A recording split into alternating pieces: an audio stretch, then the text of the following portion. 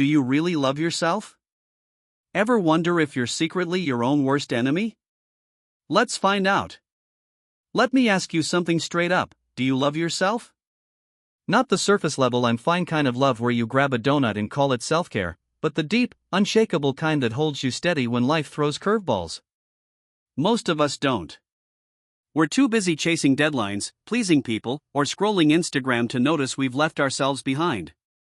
But here's the good news, self-love isn't some fluffy buzzword, it's a skill, and I'm here to teach you how to master it. With 30 years of experience helping people find their way to happiness, I've seen it all: burnout, self-doubt, quiet despair. I've also seen the flip side, folks who've turned their lives around by learning to treat themselves with the same kindness they'd offer a friend. This guide isn't just words on a page, it's a roadmap to lasting happiness, built on real stories, practical steps, and a little tough love from someone who's been in the trenches. So, why self-love? Because you can't pour from an empty cup. Because you deserve to feel good, not just for a fleeting moment, but for the long haul. Whether you're a stressed-out parent, a workaholic, or someone who's just lost their spark, this is for you. Ready to stop surviving and start thriving? Let's do this together. Chapter 1: What is self-love? It's not what you think. Think self-love is all about spa days and selfies? Buckle up, you're in for a surprise. Self-love gets a bad rap sometimes. People hear it and picture someone smug, selfish, or obsessed with #selfcare hashtags. But let's set the record straight. Self-love isn't about being full of yourself, it's about filling yourself up. It's the quiet act of recognizing your worth, tending to your needs, and building a life that feels good from the inside out. Think of it like tuning up a car. If you don't maintain it, it'll break down, and you're way more valuable than any machine. So, what does it look like? It's saying no when you're stretched thin. It's eating a meal that fuels you instead of scarfing down junk. It's forgiving yourself for that dumb mistake last week instead of replaying it on loop. Self-love isn't loud or flashy, it's steady, intentional, and powerful. And here's the kicker: when you love yourself right, you've got more to give everyone else. Real-life example, take Lon, a 28-year-old I met a few years back. She was a classic people-pleaser, working insane hours, agreeing to every favor, running on fumes. One day, she collapsed from exhaustion, and that's when we started talking. "I don't even know what I want anymore," she told me, tears in her eyes. We began small. She practiced turning down extra work and carved out 20 minutes a day to sit with a cup of tea. 6 months later? Lon wasn't just healthier, she was glowing, inspiring her friends to slow down too. Wait, does self-love mean ignoring everyone else? Not even close. Here's where it gets cool: self-love isn't a solo act. When you're kind to yourself, you're less snappy with your partner, more patient with your kids, more present with your friends. Lon didn't become a hermit, she became a better version of herself for others. It's like oxygen on a plane: put your mask on first, then help the person next to you. Your question's answered. Won't people think I'm selfish if I focus on me? Nope. Selfishness is taking without giving back. Self-love is recharging so you can give generously and authentically. I feel guilty taking time for myself. What's up with that?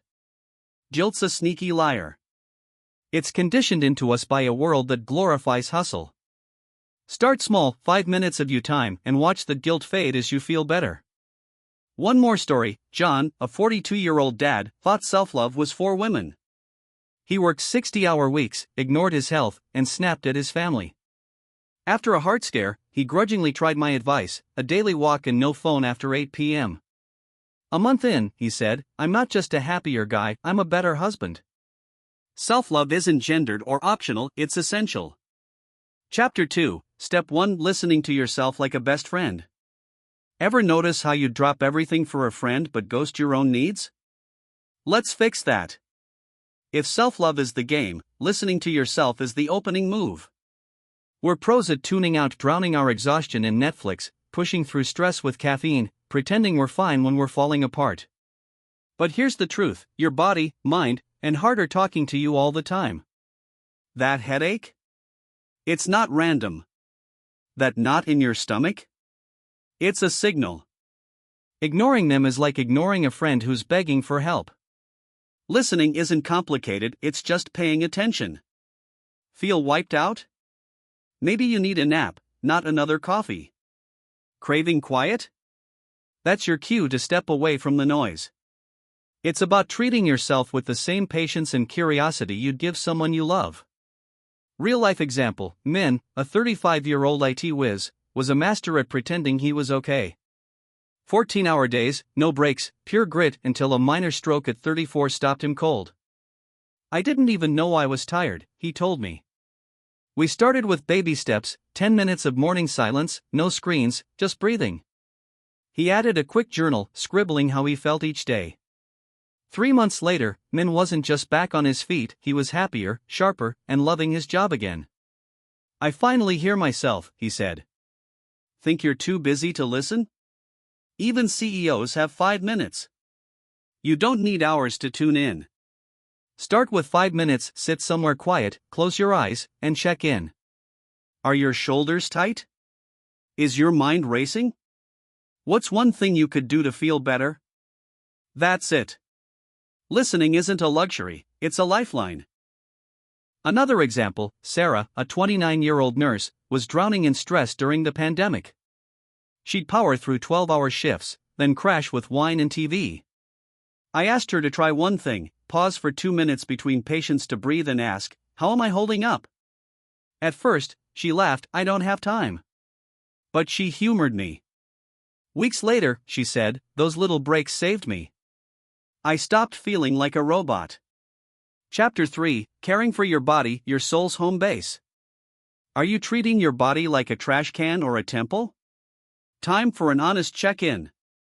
Your body isn't just a vehicle to haul you through life, it's the foundation of everything you feel, think, and do. Neglect it, and you're setting yourself up for a shaky, unhappy ride. Love it, and you've got a sturdy base for lasting happiness. Self-love isn't just a mental game, it's physical too, feeding yourself well, resting deeply, moving with purpose. Ready to turn your body into your soul's cozy home? Let's break it down. 3.1 Fuel up right, you are what you eat. Think a burger and fries are self-care? Let's rethink that reward system. Food isn't just fuel, it's a love letter to your body. Shoving down processed junk or skipping meals altogether is like mailing yourself hate mail. You don't need to be a nutrition guru to get this right, just start with intention.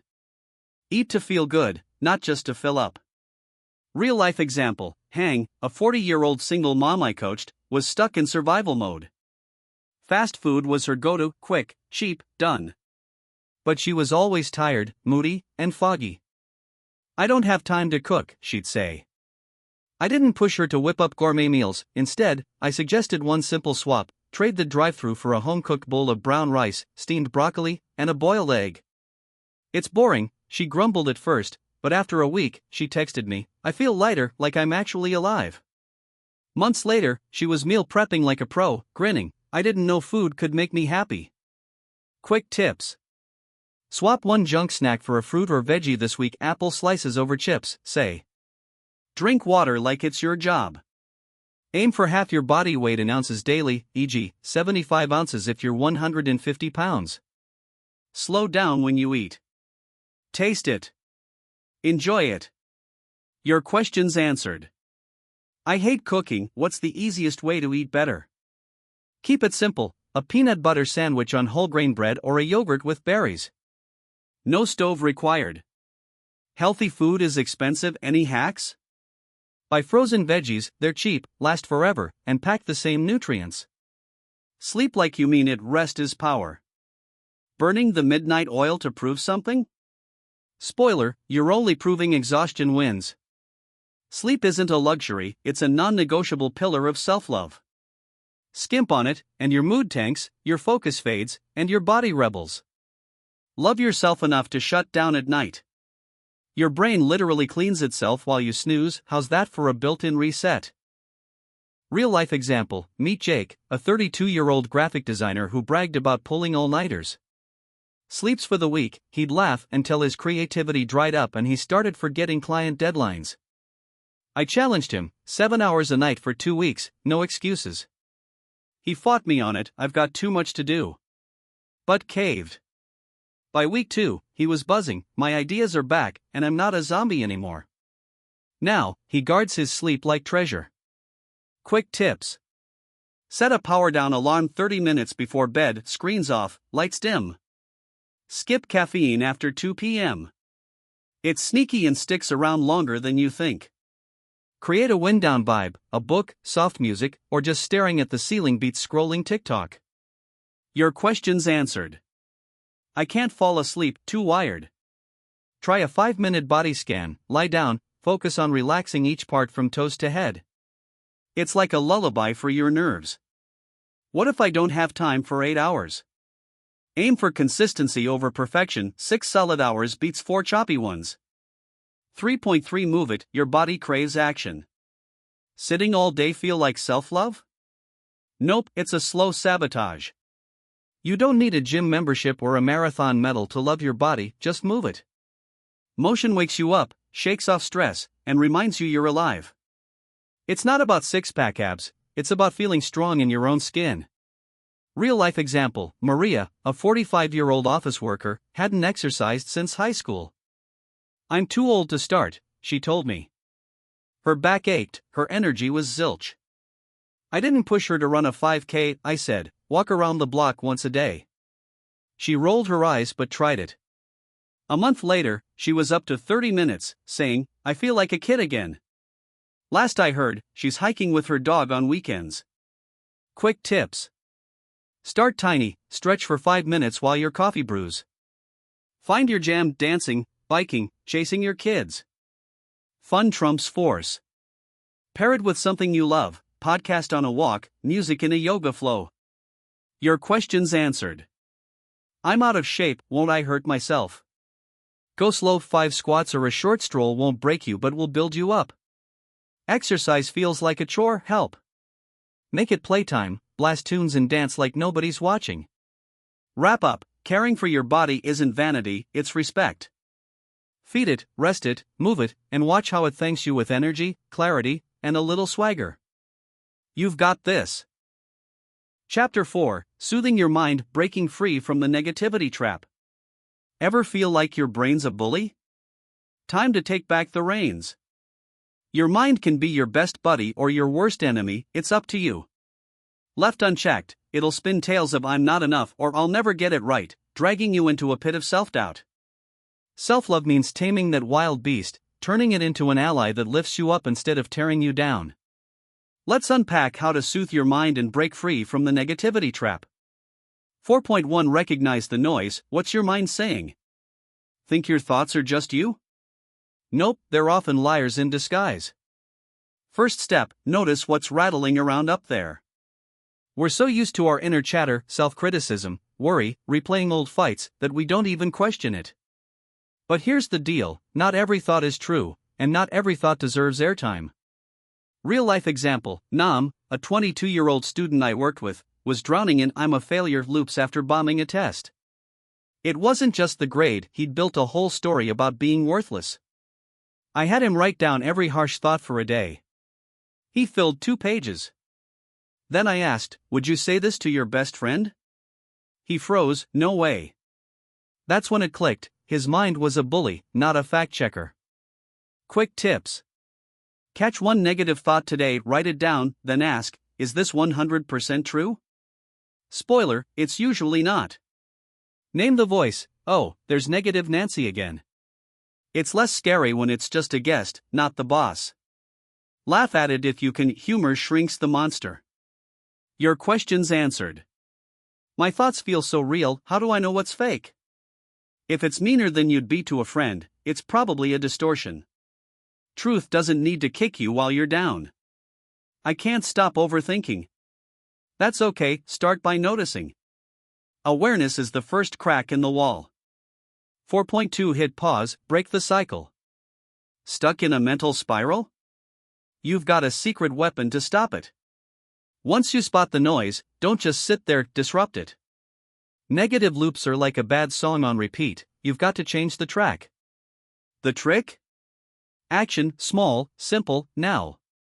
Real-life example, Lisa, a 38-year-old marketer, couldn't shake work stress. I messed up that pitch, I'm done for, she'd spiral every night. I taught her the circuit breaker: when the thoughts hit, stand up, splash cold water on your face, and breathe deep for 30 seconds. She scoffed, that's too easy. But tried it. A week later, it's weird, but it works. I'm not stuck anymore. Now she's got a whole toolkit: water, a quick walk, even humming a tune. Quick tips. Try the 5-4-3-2-1 trick. Name 5 things you see, 4 you hear, 3 you feel, 2 you smell, 1 you taste. It yanks you back to now. Move your body, wiggle your toes, shake your hands. It's like hitting reset. Say stop out loud. Sounds silly, works like magic. Your questions answered. What if it comes back 5 minutes later? Keep breaking it. Repetition trains your brain to chill. I feel dumb doing this. Normal? Totally. It's new, not dumb. Stick with it, the weirdness fades. 4.3 Rewrite the script, plant better thoughts. Tired of your mind's gloom and doom playlist? Let's drop some new beats. Breaking the cycle's great, but the real win is replacing junk thoughts with kind ones. You don't have to fake positivity, just aim for neutral or gentle. Over time, it's like reprogramming a glitchy app. Real life example: Tara, a 27-year-old teacher, hated her reflection. I'm fat, I'm ugly ran on loop daily. I had her try a tiny shift: every morning, look in the mirror and say, I'm here, and that's enough. She rolled her eyes, this is cheesy, but humored me. A month in, she upgraded to, I'm doing my best, and by month 3, I kinda like my smile. She's not a supermodel fan club president yet, but she's not at war with herself either. Quick tips. Start small: I'm trying beats I'm a failure any day. Write 3 wins daily: brushed your teeth, made coffee, smiled at someone. Tiny victories stack up. Talk to yourself like a kid you love: hey, you're okay, champ. Your questions answered. This feels fake, am I lying to myself? Nah, it's retraining. It's not about believing it instantly, it's about planting seeds. What if I don't have wins to write? You woke up. You're reading this. That's 2 already. Wrap up: your mind's a wild place, but you're the boss. Spot the lies, hit pause, rewrite the story, you'll go from trapped to free faster than you think.